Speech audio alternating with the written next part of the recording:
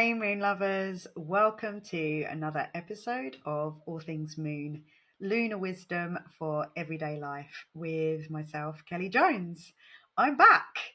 So many apologies for disappearing for a little while, but in true Gemini season style, I have been hectic, chaotically busy, far too many things to remember in my schedule, and actually a couple of things have been cancelled in the past couple of weeks. And I've got to say, I've been a little bit grateful for that because it has been truly, truly busy for myself and for Tom. And yeah, the weather here in the UK in the past couple of weeks has been absolutely beautiful and absolutely boiling. So this weekend just gone, I did many things. One of those, we popped over to the Wild Retreat in Sawbridgeworth, which is local to here, about 40 minutes down the road. And as you know, if you follow this channel, you know that we've both done some retreats there recently. And Tom has been helping out with getting the campsite gardening done. So he's been strimming all around the bell tents and the yoga tent and down the pathways. And I've been helping to clear up all the mess that he makes. No difference there then. And but in 30 degrees of heat. And on Saturday, I had to leave him there and drive over to Herne Bay for my cousin's surprise 50th birthday meal. And when I got in my car at the retreat there, my car said 34.5 degrees inside. And my car is over 20 years old. I do not have aircon. So it's just windows open and, excuse me, a bit croaky from having had so much to do and talking. Yeah, I got in my car on the way back home from the surprise 50th birthday party, and one of the tunnels at the Dartford Tunnel was shut. So I was sitting in a big queue of traffic at 11 o'clock at night. And inside the tunnel where we were crawling through, it went back up to 30 degrees inside that tunnel. And I couldn't have my windows open because of all the fumes. So you can imagine the sweaty mess that I was in, but all for very good reasons because I got to see my family. And that is perfectly aligned with the astrology of now and where we are at in the year. So, June 21st, the sun moved into Cancer, summer solstice. I love this time of year, not only because it's the time of year that I was born on July the 7th in the height of the summer, but you know, honoring the sun when you can see it is so much easier. And there was a beautiful summer solstice sunrise ceremony at the Wild Retreat, which actually I'm, slightly embarrassed to say that I didn't have a very good sleep because of it being so hot, and the campsite is really busy, so it was a lot more noisy there than usual at night time with lots of very excited campers, and I didn't sleep too well, and I heard people getting up and about at 4 o'clock in the morning to go and greet the sun and to honor the sun. And the next thing I knew, I'd fallen asleep and I woke up at 7 o'clock. So I completely missed the ceremony. But I was bathed in the energy of it nonetheless. So, excuse me, my ring light is flashing a little bit at me. So, yes, the retreat, family celebrations, my birthday, my mum arrives on the 12th of July. So Cancerian to be with family, having cake basically. So, and what a cake it was. So, what have we had going on since I last was on here? So, we've had Jupiter move into the sign of Cancer on the 9th of June. And we shortly have tomorrow, which is said to be the luckiest day of this year, we will have the sun coming up to and across Jupiter. So, what we call conjunct, or a Jupiter Cazimi. So, a Cazimi is when the sun goes across a planet and the planet kind of disappears and comes out the other side, or reborn and new again. And what a lucky combination that is. The sun in Cancer just after the summer solstice, and Jupiter having just moved into the sign of Cancer where it is exalted.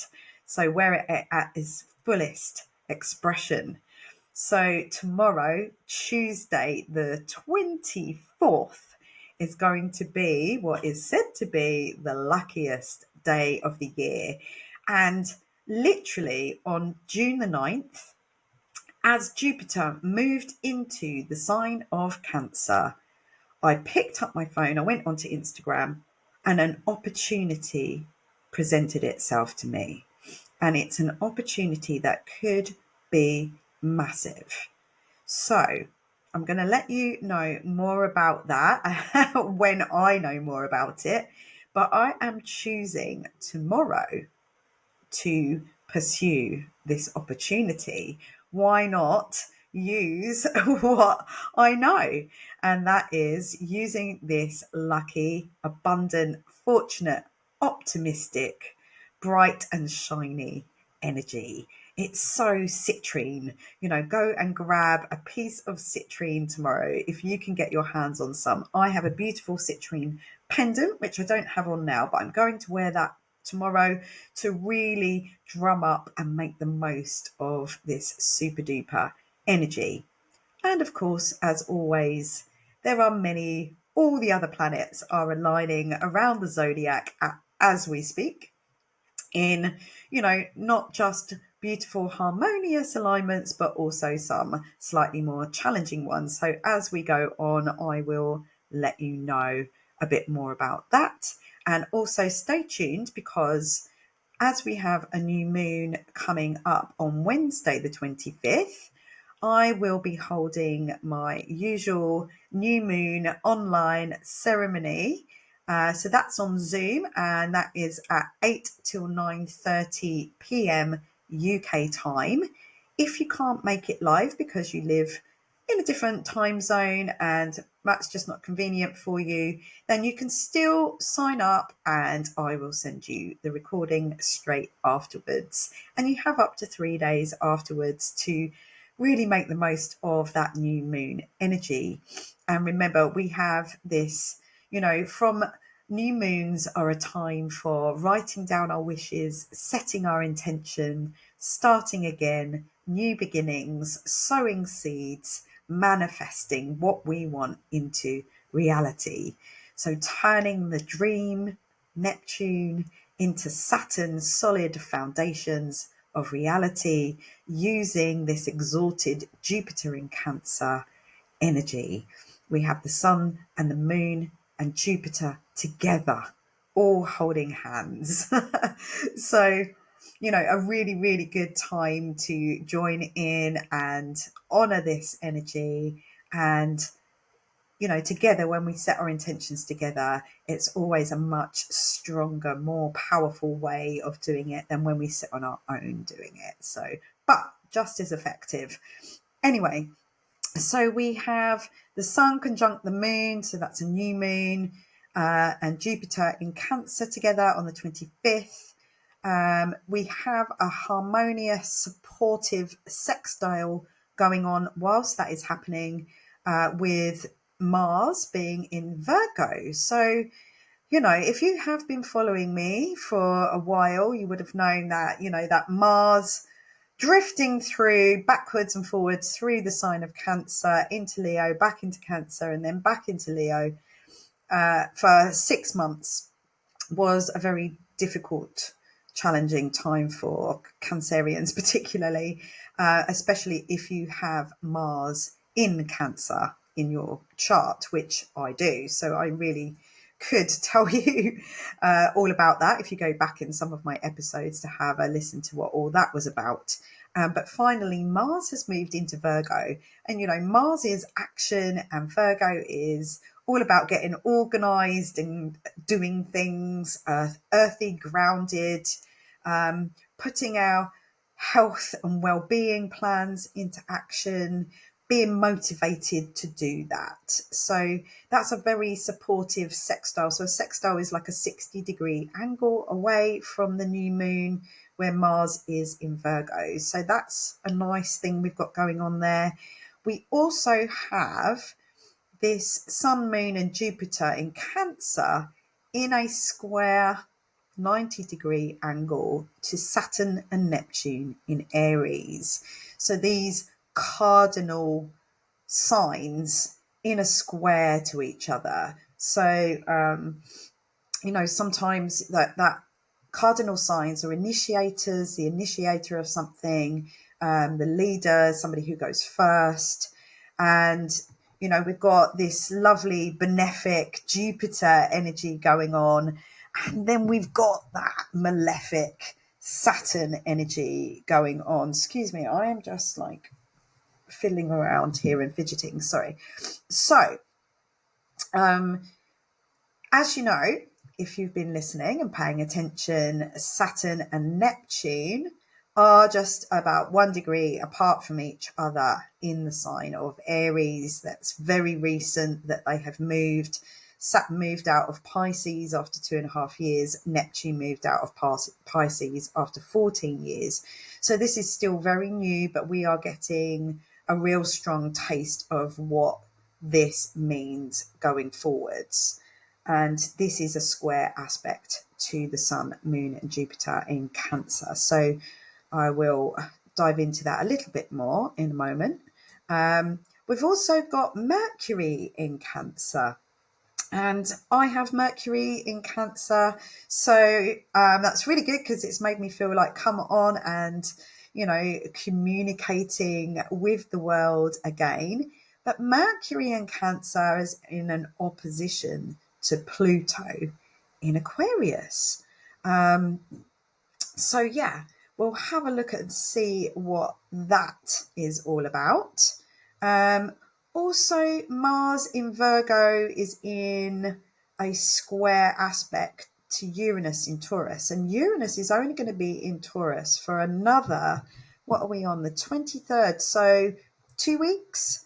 We've got another 2 weeks of Uranus in Taurus. Uranus has been in Taurus for the past 7 years, creating sudden, radical, maverick, revolutionary change in all things Taurus: earth, food, money, pleasure.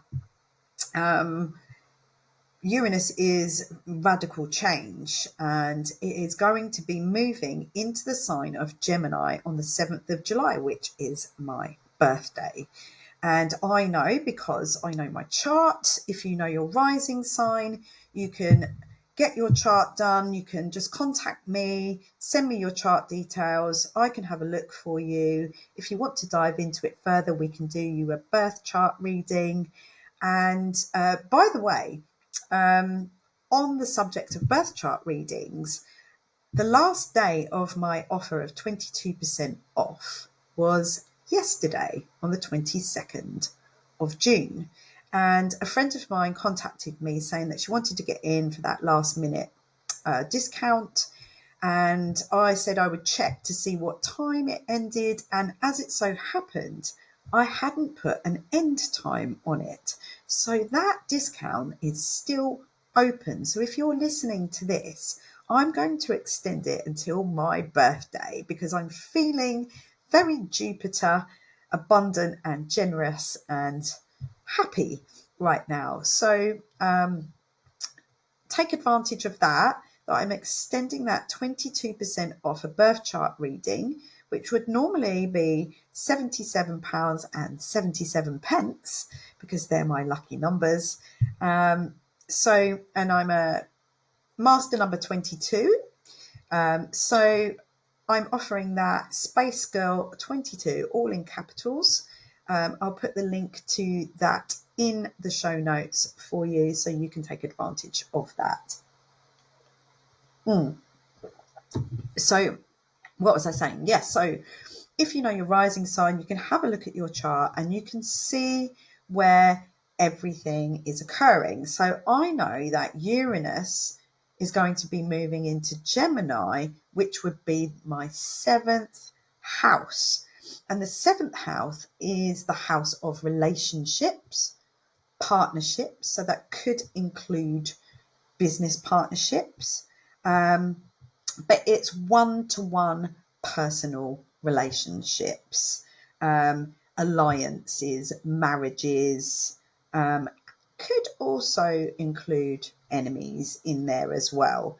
But basically, Uranus is moving into that area of my life. So if you keep watching, we will see how that plays out. And my partner, Tom, he has the same rising sign as me. So not only is that in my house of relationships, it's also in his. So anything could happen. But, good things can happen. So if you watch some astrology podcasts out there, or you see the memes out on social media and all the little messages that come out, a lot of the time they are to gain, just like a newspaper, it's a headline. They want you to pick it up and read it. So there is a lot of emphasis always on the scary bits, on what to fear, on what to dread, of the terrible things that could happen. I like to use this Jupiter energy right now that we've got to look at the positive things that could happen.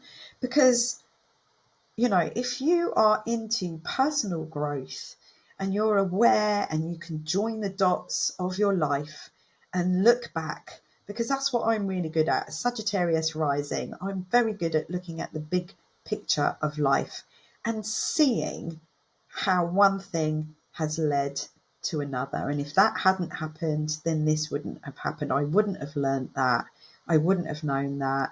It wouldn't have changed me into the person that I am now. It wouldn't have enabled me to help others with the wisdom and the experience that I have. And you can have a look and track back in your life to see 12 years ago, where was Jupiter? Could you look back to see what happened 7 years ago when Uranus moved into the sign of Taurus? These are all things for us to, rather than dread and look at the worst that could happen, is to track back in our lifetimes or look back over the world and see the good things that came out of more challenging things or sudden shocking changes. Things that were expanded and exaggerated by Jupiter, things that were restrictive about Saturn, illusions and disillusionment that came from Neptune, about our dreams and where it led us to. So I'm hoping you get my point here, that on my screensaver that I open up my laptop, it's a picture of me actually, and it was a meme that I put out once, and I keep it on my screensaver because it says it's not what you look at but what you see that matters. Yeah. So what window are you looking out of? Is it the window of dread and fear, or is it the window of what can I learn? What experience can I gain from this? What good things can come from this, even when dreadful things happen? And, I might sound like a bit of a Pollyanna. I've always had the ability to pull a good thing out of a bad thing, no matter what. So, even in the past few years, I'd give anything to still have my dad here. But I also know he would have hated these past few years. He wouldn't have dealt with all this increase in technology and being forced into using it. The way that the world has gone, he would see through the bullshit, but still, play the game and do what he's told and follow the rules, even if he didn't want to. there's been many times when I've thought, oh God, I'm so glad my dad's not here for this, even though I'd give anything to have him here. So, you know, um, the inheritance money that he left me, how would I have lived in the past few years without that? That is that eighth house plotline storyline of where my son is in my chart there. And knowing my chart, it's given me relief and forgiveness for myself over the subjects of money and inheritance and stuff like that, shared resources. Anyway, let's go back to where we are right now. So on the 21st of June, the energy shifted from the mutable mind energy of Gemini to the cardinal heart energy of Cancer. And I, for one, are really welcoming this shift from a hectic schedule of too many things to remember to dropping down into my heart space, bringing the focus back onto my self-love practices. So right now here in my cup, I have some rose and lavender tea, fresh from the roses and the lavender in my garden. I literally, before I recorded this podcast, I went out and snipped off all the roses that were going to drop, and I've got some amazing abundance of lavender out there. So that's all in this cup of self-love. I also have here, I can't really show you. I can't really show you that. Maybe I'll pick up the lid.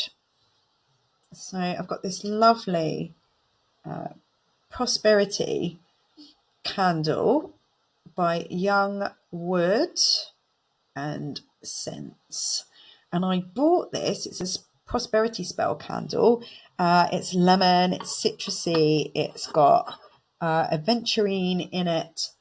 And I bought that last weekend at the wonderful Green Oaks gathering over at Ely in Cambridgeshire, where it is flat as a pancake there in a field, always windy, but beautiful weather. So it was warm wind, not cold wind like last year. And lots of amazing stalls there. My lovely friend Nicola, who has a store called Threaderick, she sells amazing boho clothes. She was there. It was wonderful to be with her for the weekend, and lots of amazing things going on. So Tom and I we're known as Gong to the Moon. We do gong baths, sound healing, sound journeys, and we were on the main stage there. We had loads of people come in.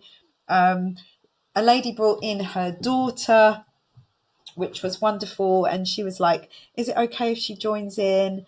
And I said, yeah, absolutely fine. Kids can often be a little bit fidgety and curious and, eyes open, wondering where the weird sounds are coming from. But as long as she doesn't bother anybody, that's fine. But she laid down at the front, head towards the gong, put her little sun hat over her face. And an hour later, we literally had to shake her awake. She was what we call gone. So yeah, amazing. Right, I'm just going to pause because I have got hay fever at the moment and I need to go and grab a tissue. So one sec. Okay, I'm back. Oh gosh, I absolutely love summer, but it does come with its things, doesn't it? So, pollen up the nose and, mosquito bites. So that's one of the things that kept me awake on Saturday night in our camper van. So I was reading my book. As soon as I turned the lights off, there it was by my ears. So the battle with the mosquito, and it got me on the hand here. So, but luckily, my friend Cheryl, who has got a company called Grow Kind, she makes her own colloidal silver and aloe vera gel. So that's been super helpful for the mozzie bites. Doing gardening, it's one of the downsides of this time of the year. This shift from a hectic schedule into self-love practices with Jupiter being exalted in Cancer, it can expand all things Cancerian. So Cancerians are known for being extraordinarily sensitive to others, empathy. So if you find that you're feeling stronger compassion and empathy and sensitivity right now, that person that, I'm an overgiver. So if you are prone to overgiving, then you will already know that you need to fill your own cup before you can give to others. But I would say use this Jupiter energy to overfill your own cup. Overfill it. Yeah. So that you can give an abundance to others without depleting your own energy. Because that's one of the, there's higher and lower expressions of all planets, of all signs, of all house areas, of all people, of everything has a down and an up, a higher and a lower expression. So when we're aware of these things, we can be mindful of how we are being. Cancerians need to feel emotionally safe and secure. So dropping down back into our hearts and out of our minds and dropping into those self-love practices again, upgrading them, overfilling our own cup, more roses, then that can bring that sense of inner security back to us. Strala Yoga always brings me back to that feeling of making a home inside of myself instead of needing that sense of security and safety from others.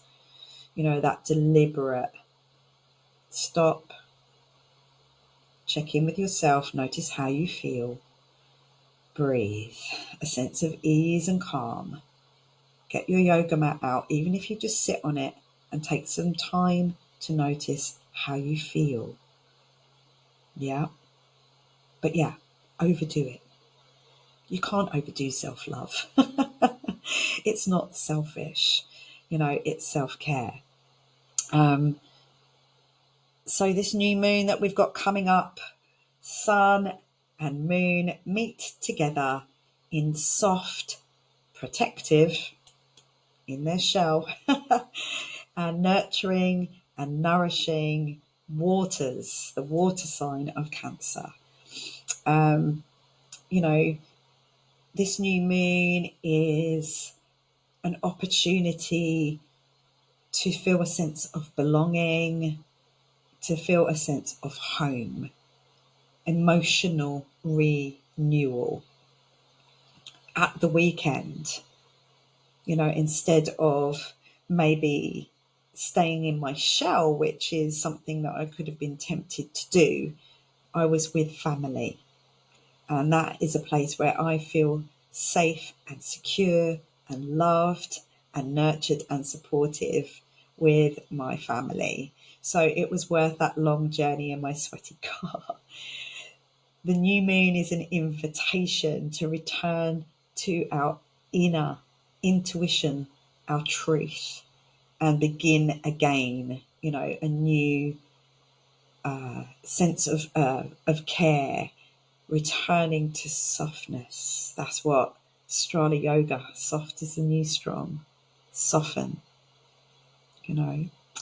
but really strongly back into our intuition, out of this busy mind Gemini stuff.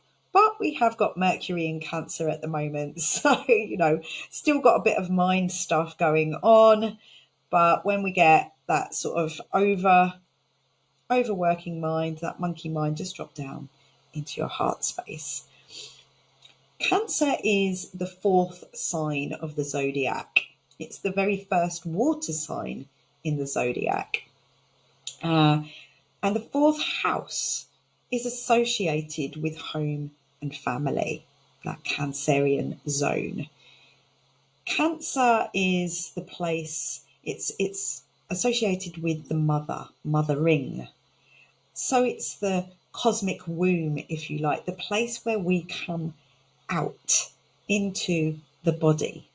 as a baby, into the body through the dark, powerful space of the womb. A new moon and the dark moon time is when the moon disappears. It's that time to go inwards. So tomorrow, go inwards and notice the opportunities. Use your intuition to notice the luck, the abundance, to feel grateful for all the good things in your life. That's a really good thing to do on this dark moon, new moon time. So yeah, what else can I tell you? Emotions. It's not a full moon, but it is a new moon in Cancer. Cancer is the sign of the emotions. So just remember that to be emotional is a strength, not a weakness. Our emotions help us to know what is real and true, which is why I say, go inwards, drop into your intuition, drop into your heart space, have some quiet time to notice. When the moon is here, she's speaking the language of intuition. So the new moon can amplify our feelings. So I'm really encouraging you to do a little bit of introspection. What do you need emotionally? What does your inner child need? What do you need to do to feel mothered? How can you mother yourself? How can you nurture your soul? Through things that bring you joy, things that, Jupiter is joy. Being in water, being near water, popping roses into your bath, go and be by a river, by the sea, by a lake, make some rose water. I've made loads of rose water. I can't keep making it. I haven't got enough people to give it to. Moon water, put some water out under the new moon. Drink the water, bless the water. Yep, use that water energy to give yourself self-love. So I'm wondering, Jupiter in Cancer, how have you all been feeling since Jupiter moved into Cancer on the 9th? Have any of you out there noticed that shift in energy? Like I told you, I've received an opportunity. Things have been abundantly busy. Good things are coming my way. The weather has certainly contributed to that here in the UK, that sense of optimism that Jupiter can bring. As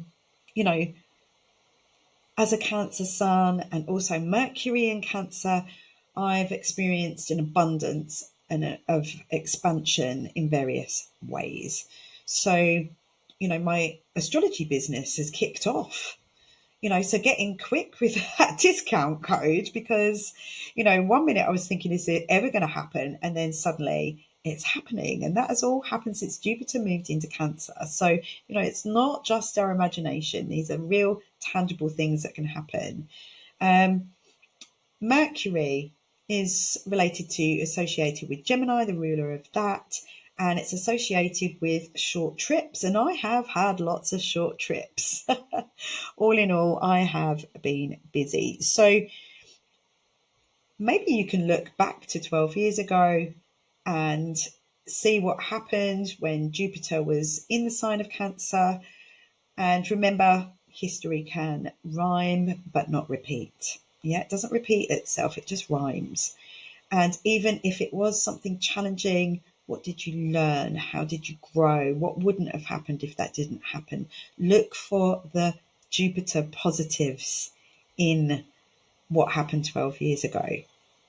And then track the effects of Jupiter in the next year. You've got until June 30th next year to see how this plays out for you. Look at the house area that it falls in. For me, it was definitely a time of growth in my business. And again, I'm noticing that it's happening again for my business. And Jupiter is very related to my business because it's the philosophical, big picture, astrological sign. I'm a Sagittarius rising. Jupiter is a ruler of Sagittarius. We look at the big picture of things, and that it would be that cosmos out there. How did you grow? Jupiter is higher learning. It's all about the truth. What truths are you realizing? It's justice as well. Yep. As I said, all things in life can have a higher and lower expression of all the qualities that this transit can bring. And I can only give a general taste of things on this podcast. We all have a completely unique blueprint in our charts, yeah? So that will help us to see our story in the larger collective. And you can have a reading with me and we can take a look at that. So I've just done a really interesting reading with a lady who's 70 and she's on the path for justice. And it's in her chart that's her story, that's her purpose. And she feels reassured, and we can see an end to that coming as well, so that she can retire from this war path that she's been on for most of her life. What else can I tell you about? As I said, tomorrow, 24th of July, is deemed to be the luckiest day of the year. The Sun and Jupiter conjunct a Jupiter Cazimi. So that's when a planet disappears and reappears, and Jupiter will become the morning star. Jupiter Cazimis happen once a year when the Sun enters the sign that the planet of abundance is residing in, and this time it happens to be in its sign of exaltation. So exaltation signifies a planet's strongest and most positive placement within a sign. Yep. Its inherent qualities are expressed with more ease, they are amplified, they're louder, they're bigger, they're brighter, more effective. It's in a position of strength, and the potential for good things to happen is so much higher. So really embrace that tomorrow. I hope you are listening to that today. I'm going to get this out as quick as I can. It's the 23rd today, so, lastminute.com, but I'm here. And tomorrow I'm going to be recording a short podcast that might lead possibly to something big and exciting. Watch this space, and if not, I will be just as abundant as I have always been.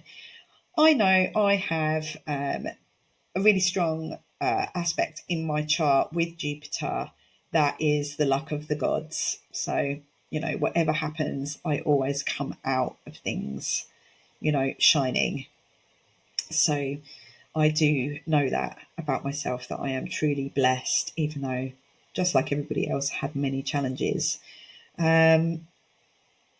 Sun square Saturn in Neptune, with the Sun, Moon in Jupiter, square Saturn and Neptune in Aries. Get it right.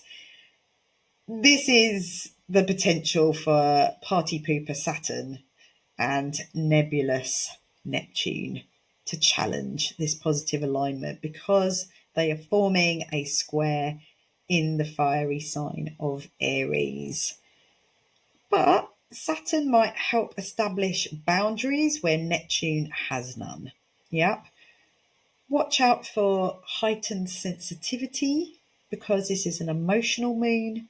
Neptune, the ruler of Pisces, can heighten our psychic sensitivity, heighten our intuition, but Pisces and Cancer energy is emotional. So it can bring that water energy up to the surface. But it's a time to renew.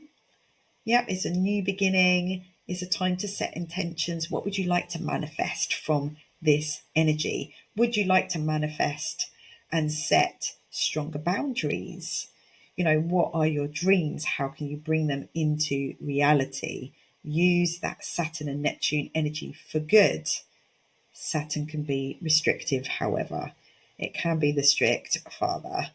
Cancerians can be moody.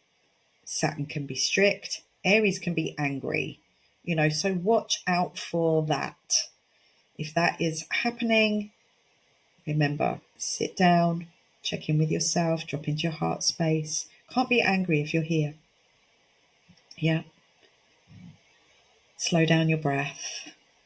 Notice how you feel. Take that moment to breathe in a sense of calm and ease. Make hard things easy.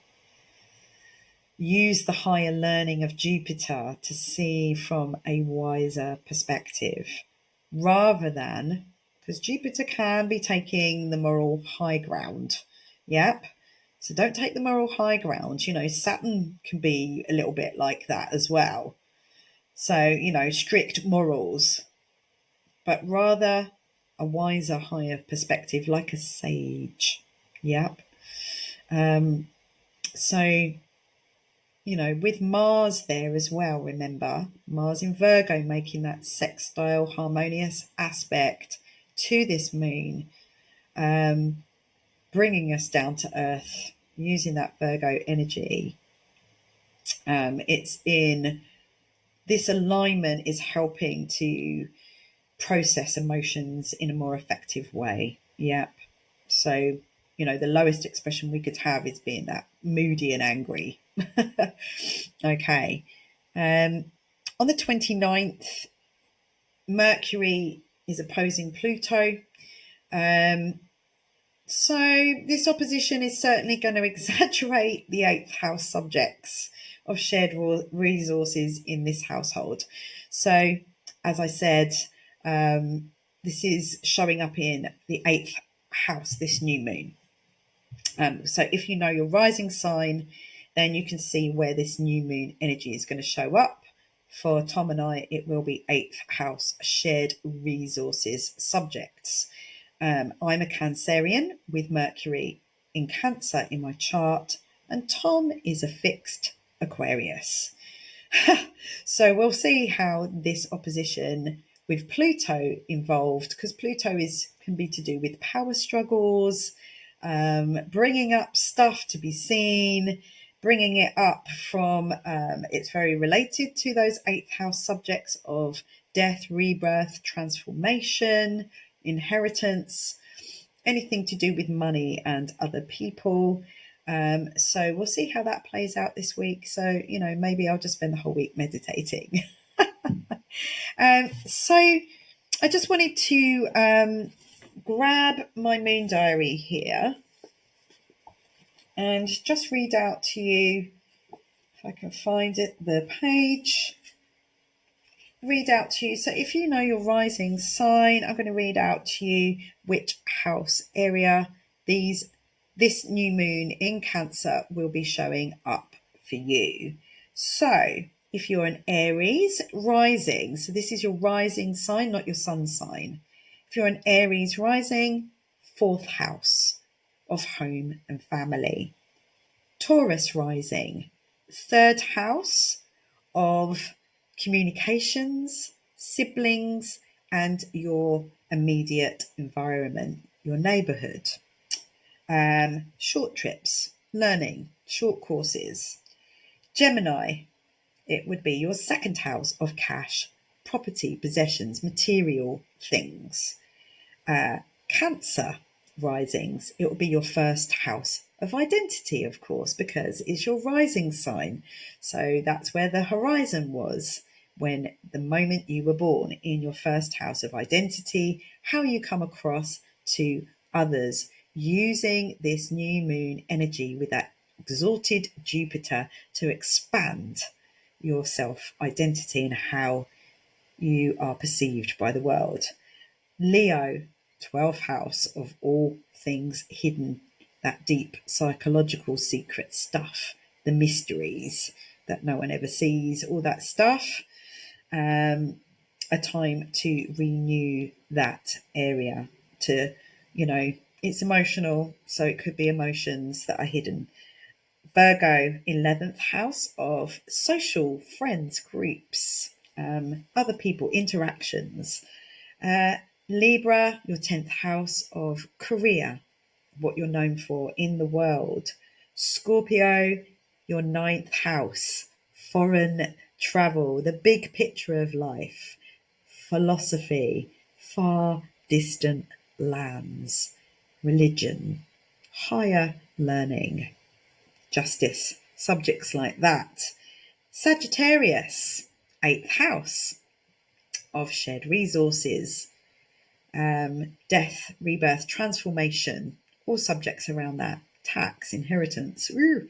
Capricorn, the 7th house of partnerships, relationships, one-on-one relationships. Aquarius, 6th house, that's your daily routines, your habits, your health and wellness.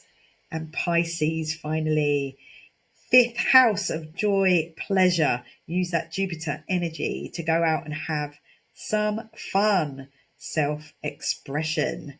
Okay, so I just wanted to share that with you because, in case you can't get to these moon ceremonies, that's a little bit more information for you. So an extraordinarily long podcast this time. I've been going for 46 minutes and I want to round it off by pulling one of my self-love cards for you. So these are Zoe Johansson's Return to Love Self-Love Oracle cards. In there, love is who you are. So let's just see what our final, wow, there we go. That didn't take long, did it? That was a definite message for us. And that is the message. Believe in Jupiter is to do with beliefs.